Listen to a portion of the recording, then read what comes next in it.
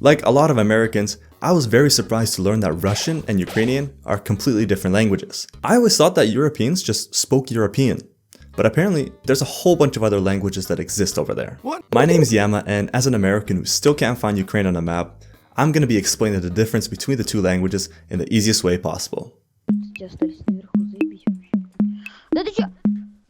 So I did some research on the internet, and it turns out Russian and Ukrainian are like when you ask your friend in school if you can copy some of his homework, and he says, yeah, just change it up a bit so the teacher doesn't notice. That's basically what you end up with. Two languages that just seem identical. But they're not. They're awesome, and here's why, so shut up. Surprisingly, Russian and Ukrainian aren't as identical as you may think. They share a lexical similarity of about 60%, which, don't get me wrong, is pretty significant. It's about double the lexical similarity between English and Spanish. However, Ukrainian and Polish actually share a lexical similarity of about 70%. And on top of that, Ukrainian and Belarusian have a lexical similarity of about 85%. So clearly there are some important differences between the two languages. Both languages originate from something called Old East Slavic, an ancient language that's transformed into the modern-day Slavic languages we have today.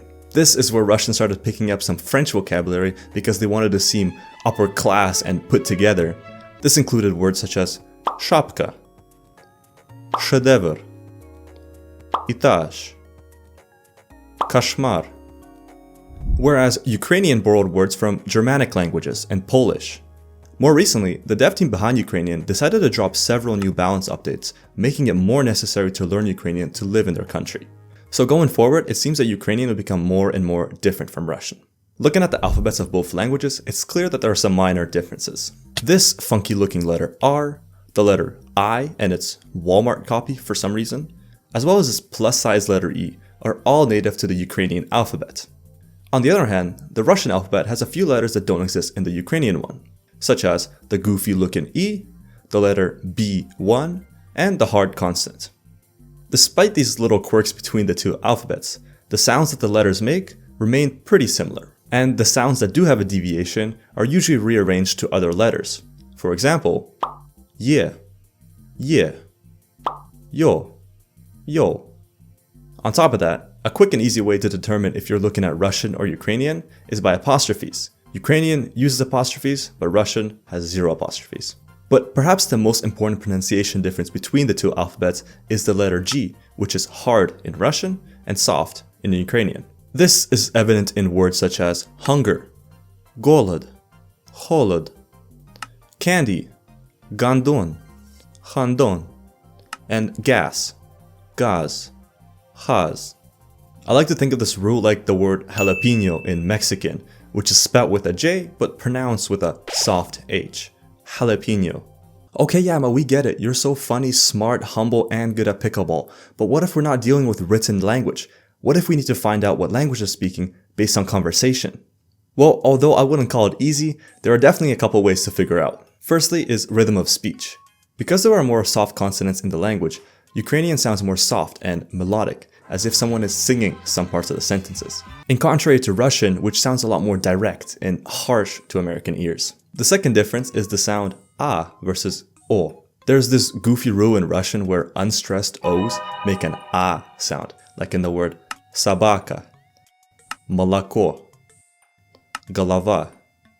But the Ukrainian dev team realized that this rule is kinda dumb, so they actually removed it in the previous update patch. So those same words in Ukrainian would sound like собака, молоко, голова.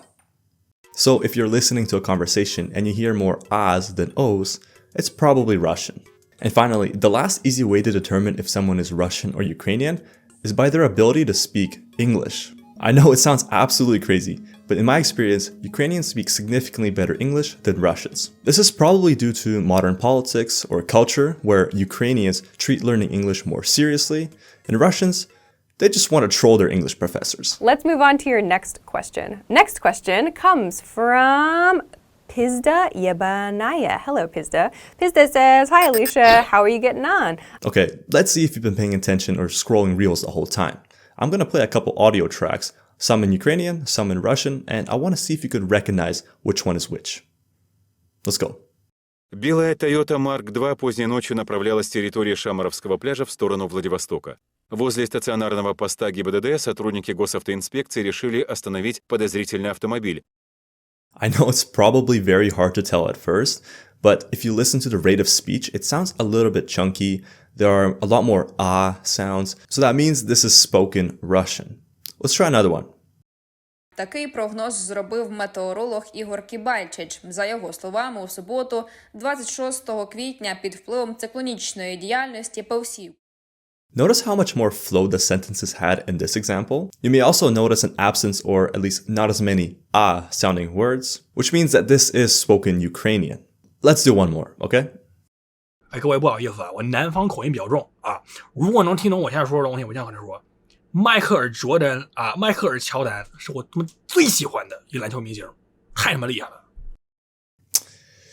Yeah, I don't know, bro. I can't even tell.